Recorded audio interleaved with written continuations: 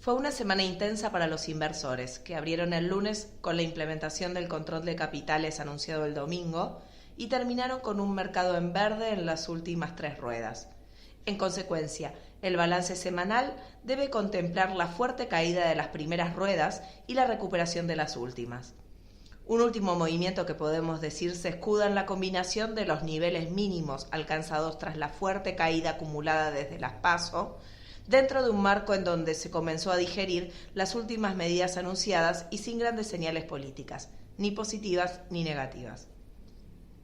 En este escenario, la estabilidad del tipo de cambio es uno de los datos destacados de la semana, ya operando lógicamente dentro del control de cambios implementados. El mayorista cerró en niveles de 55,8 pesos, con una caída del orden del 6% en la semana y baja en la volatilidad.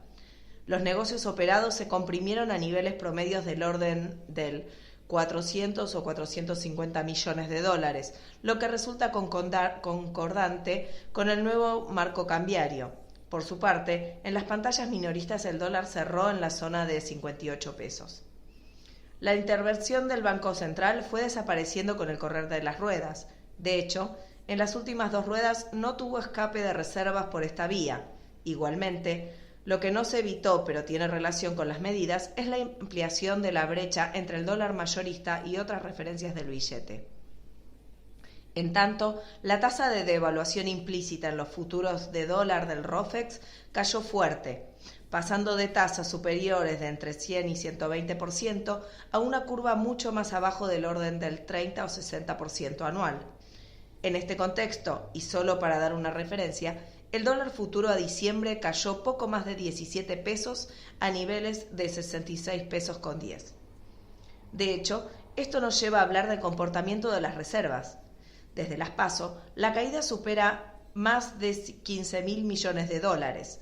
No obstante, como buen número, en las últimas ruedas la baja se ha desacelerado a niveles promedio debajo de 400 millones diarios, contra un más de 1.000 millones entre jueves de la semana pasada y este martes.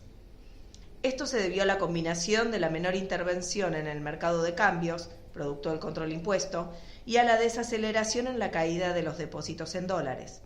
Recordemos que estos se ubicaban arriba de los 32.500 millones el viernes previo a las primarias, mientras que al último dato disponible sumaban ya menos de 25.000 millones de dólares.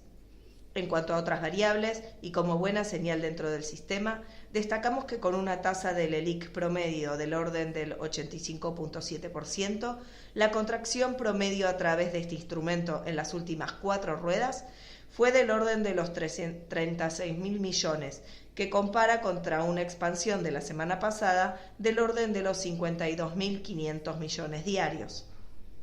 Si vamos a los bonos, la fuerte recuperación reciente los llevó a cerrar la semana con subas del orden del 25-30% en toda la curva soberana en dólares.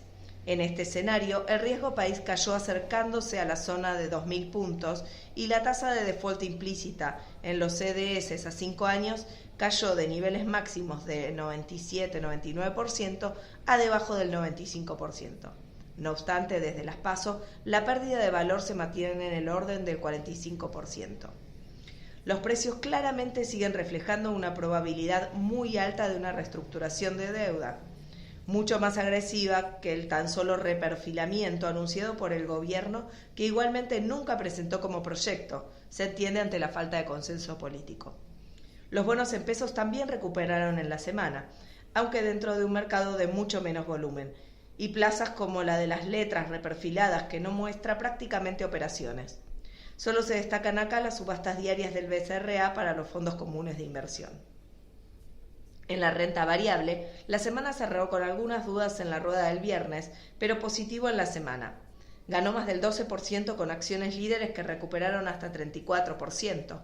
Desde los mínimos marcados en la semana, en niveles debajo de los 23.000 puntos, la recuperación es mayor al 21%.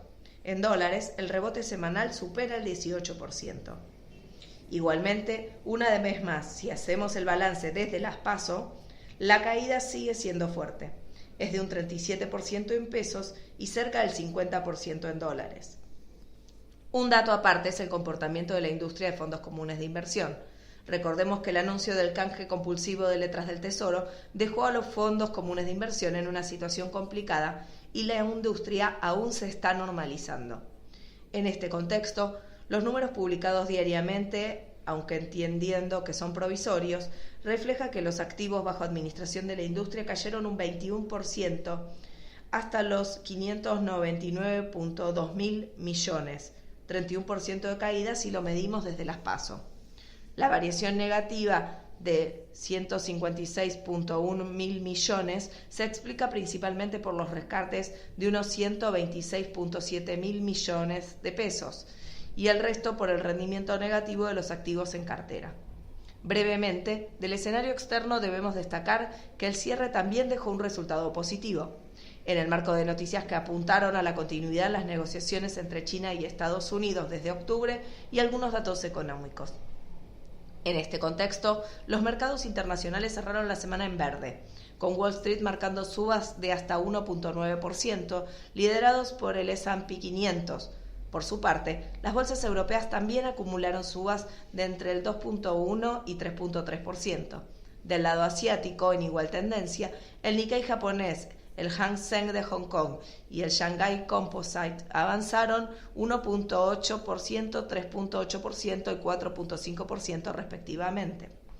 En cuanto al mercado de monedas, el DXY, luego de superar los 99 puntos el martes, retrocede un 0.6% y cotiza 98.43. Al igual que el dólar se debilita, la tasa americana a 10 años sube 11 puntos de los mínimos del martes, 1.45%, y rinde 1.56% anual, mostrando una mejora en el ánimo de los inversores. Si lo que buscamos son drivers para la semana que comienza, entendemos que en lo externo serán relevantes las señales políticas monetarias que se esperan desde el Banco Central Europeo, que se espera anuncie un importante plan de estímulos para impulsar la economía. También, lógicamente, se seguirá de cerca los ruidos políticos del Reino Unido e Italia. Mientras que en Estados Unidos la atención comenzará a centrarse en la reunión de la Fed del 18 próximo y algunos datos de la agenda económica. Los mismos se leerán para tratar de descifrar la magnitud real de la desaceleración y, en consecuencia, de la probabilidad de una recesión. Por último, y como sucede diariamente, las idas y vueltas entre China y Estados Unidos, aunque en principio es lo más fuerte si se respetan los tiempos, llegaría en octubre. Ahora bien, en lo propio, las señales políticas, o en su defecto, la falta de ellas, seguirá siendo un driver para el comportamiento de los activos financieros. Encuadramos el rebote reciente dentro de lógicas oportunidades de trading que surge tras los mínimos testeados, pero no la consideramos como una tendencia. Será relevante en este marco un seguimiento diario de los negocios y que cualquier corrección respete los mínimos recientes.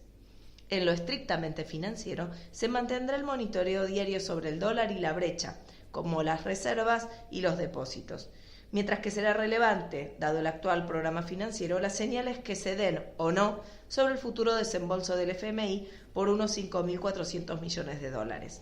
Esto, según el cronograma original, se esperan para fines de este mes y principios del próximo, pero no hay definición al respecto.